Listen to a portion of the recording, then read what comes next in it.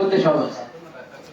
আমরা ওখানে আর আলাদা করে আলোচনার তরতিব রাখছি ইনশাআল্লাহ। আশা করি সবাই একমত হবে, কারণ মুখতাসার সময় বয়ান করার মতো আল্লাহর মধ্যে সবাই আলোচনা করতে পারে।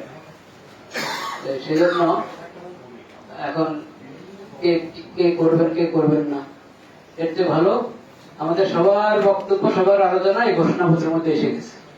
এটা আমাদের সবার বক্তব্য, আলহামদুলিল্লাহ। সেজন্য বক্তব্যের পর্ব থাকছে না। স্টেজে যেহেতু সবাই উঠা যাবে না, বাকি উঠাও দরকার একটু, কিসের জন্য, এটা প্রতিবাদের অংশ হিসাবে। তো সেটা যারা ইন্তজামে আছেন তারা একটা তালিকা করেছেন নাকি? এটা তালিকা হয়েছে না? জি।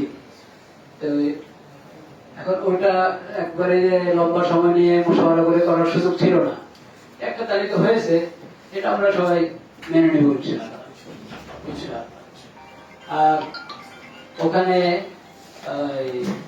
মঞ্চ একটা তরতিব হতে হবে, সেই তরতিব ওনারা চিন্তা করে রেখেছেন নাকি?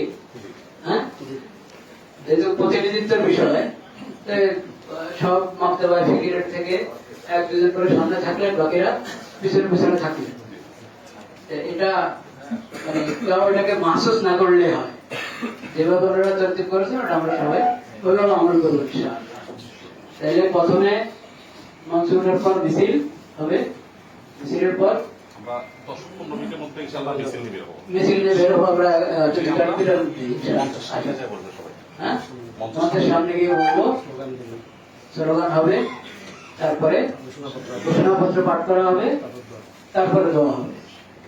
এবং মঞ্চে সবাই উঠে একসাথে এক কাতারে দাঁড়ায় একাত্মতা পোষণ করবে। যে এক কাতারে দাঁড়িয়ে আমরা একাত্মতা পোষণ করবো। এই তরতিব ইনশাআল্লাহ আমরা সবাই একমত আছি না? ইনশাআল্লাহ আল্লাহ আমাদেরকে কবুল করেন, তৌফিক নসিব করেন।